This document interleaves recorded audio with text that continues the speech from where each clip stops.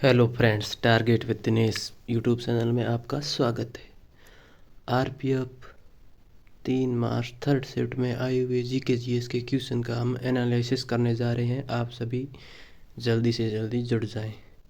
ये क्वेश्चन हूबहू रिपीट भी होते हैं और आने वाली परीक्षाओं में आने की प्रबल संभावना है और आपको लेवल का पता चल जाएगा और आप मिलान कर लेना। ये आज तीसरी शिफ्ट में पूछे गए क्वेश्चन है। चलते हैं बिना देरी किए हुए क्वेश्चन की तरफ। द ब्लू अम्ब्रेला पुस्तक किसने लिखी? तो द ब्लू अम्ब्रेला पुस्तक रस्किन बॉन्ड द्वारा लिखी गई है। रस्किन बॉन्ड ब्रिटिश मूल भारतीय लेखक है। The room on the roof Ruskin bond द्वारा लिखा गया पहला संस्करण है। फिर आता है मीराबाई किसकी शिष्या थी? तो मीराबाई संत रैदास या रविदास की शिष्या थी। रैदास एक महान संत थे। वे मध्यकाल के भारतीय संत थे जिन्होंने जाति पात के खिलाफ काम किया था। तो जाति पाति के खिलाफ किसने काम किया था? तो रैदास ने किया था। फिर आता है असम राज्य कितने देशों से घिरा हुआ है? तो असम राज्य 2 देशों से घिरा हुआ है, भूटान और बांग्लादेश से। अगला क्वेश्चन आता है कौन सा अनुच्छेद कार्यपालिका और न्यायपालिका को अलग करने का प्रावधान करता है? तो ये अनुच्छेद करता है 50वां अनुच्छेद करता है। महत्वपूर्ण अनुच्छेद मैं आपको बता देता हूँ। इनमें से हर बार सवाल फंसता ही फंसता है, इस बार भी आएगा। अनुच्छेद 38 राज्य सामाजिक आर्थिक और राजनीतिक न्याय सुनिश्चित करेगा।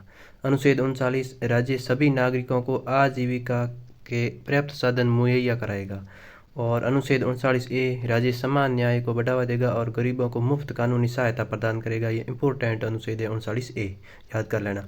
अनुच्छेद 43 राज्य श्रमिकों को काम, जीविका, मजदूरी और सभ्य जीवन स्तर सुनिश्चित करेगा। ये भी इम्पोर्टेंट है साथ ही। और अनुच्छेद 44 ये तो इम्पोर्टेंट है ही, राज्य सभी नागरिकों के लिए समान नागरिक संहिता सुनिश्चित करेगा। फिर चलते हैं आर्टिकल 45 राज्य 14 साल तक के बच्चों को मुफ्त और अनिवार्य शिक्षा मुहैया करेगा। अगले अनुच्छेद पर चलते हैं 48A राज्य पर्यावरण का संरक्षण और सुधार करेगा।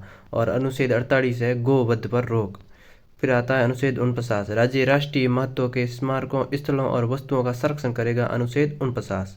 अगला अनुच्छेद आता है अनुच्छेद 50 राज्य कार्यपालिका को न्यायपालिका से अलग करेगा और ये क्वेश्चन आज पूछा था। और अगला अनुच्छेद आता है 51 राज्य अंतर्राष्ट्रीय शांति और सुरक्षा को बढ़ावा देगा। नेक्स्ट क्वेश्चन, भारत के केंद्रीय गृह मंत्री कौन है? तो भारत के केंद्रीय गृह मंत्री श्री अमित शाह है। ये मंत्रिमंडल से भी सवाल बन रहा है। मैंने आपको पिछली बार भी बोला था 3 क्वेश्चन बन गए हैं। स्वास्थ्य मंत्री का बन गया है और एक गृह मंत्री का बन गया और एक और बना है, ये श्री अमित शाह है। और अगला क्वेश्चन आते हैं किसने 3 परम Rudra super computer virtual launch किए? तो ये प्रधानमंत्री श्री नरेंद्र मोदी जी द्वारा लॉन्च किया गया। 26 सितंबर 2024 को इनके द्वारा ये लॉन्च किया गया परम रुद्र 3 सुपर कंप्यूटर। अगला क्वेश्चन चलते हैं, भारतीय संविधान का अनुच्छेद 16(2) किससे संबंधित है? तो अनुच्छेद 16(2) का संबंध किससे है? तो अनुच्छेद 16(2) का संबंध है किसी भी नागरिक को केवल धर्म, मूल वंश, जाति, लिंग, वंश, जन्म स्थान, निवास और इनमें से किसी के आधार पर राज्य के अधीन किसी रोजगार या पद के लिए अपात्र नहीं ठहराया जाएगा और उसके साथ भेदभाव नहीं किया जाएगा। अनुच्छेद 16(2) ये कहता है। अगला अनुच्छेद अपने चलते हैं, भारत के किस राज्य में कटी बिहू महोत्सव आयोजित किया जाता है? तो ये असम राज्य में आयोजित किया जाता है। कहाँ पर किया जाता है कटी बिहू? असम राज्य में आयोजित किया जाता है कटी बिहू। फिर आते हैं, बिहू 3 प्रकार का होता है, बुआग बिहू, कटी बिहू और भोगाली बिहू, जिसे माघ बिहू भी कहते हैं। बुआग बिहू को रंगाली बिहू भी कहते हैं। ये त्यौहार अप्रैल में मनाया जाता है। कब मनाया जाता है? अप्रैल में मनाया जाता है और ये त्यौहार अच्छी फसल की कामना के लिए मनाया जाता है। एसएससी जीडी में सवाल पूछा था कि फसल की शुरुआत के लिए कौन सा बिहू मनाते हैं? तो ये रंगाली बिहू यानी बुआग बिहू मनाते हैं। अच्छी फसल अप्रैल के में मनाया जाता है। कटी बिहू, कोंगाली बिहू भी कहते हैं इसे, ये त्यौहार अक्टूबर में मनाया जाता है। ये अनाज काटने और बांधने के अवसर पर मनाया जाता है। अक्टूबर में कौन सा मनाया जाता है? कटी बिहू।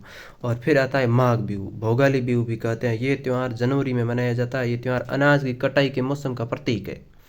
फिर आता है अगला क्वेश्चन, भारतीय पश्चिमी तटीय मैदान का विस्तार कहाँ से कहाँ तक है? तो कच्छ क्षेत्र से लेकर भारतीय प्रायद्वीप के दक्षिण सिरे पर कन्याकुमारी तक इसका विस्तार है। अगला क्वेश्चन चलते हैं, भारत का सबसे बड़ा बंदरगाह कौन सा है? ये क्वेश्चन पूछा था। मुंबई बंदरगाह है। नावा शेवा बंदरगाह भी मुंबई में स्थित है। मुंबई बंदरगाह इसे जवाहरलाल नेहरू बंदरगाह पोर्ट भी कहते हैं। मुंबई बंदरगाह भारत का सबसे बड़ा बंदरगाह है। ऑप्शन में जो भी आएगा आप राइट कर आएंगे। बाबा शाहमल की मृत्यु किस क्रांति में हुई थी? तो ये क्रांति से 100% सवाल बन रहा है। 1857 की क्रांति। एसएससी जीडी में पंचवची योजना से बन रहा था, तो पंचवची योजना और यहाँ 1857 की क्रांति मोस्ट इंपोर्टेंट होगी। तो एक एक सवाल सुन सुन के आप याद कर लेना।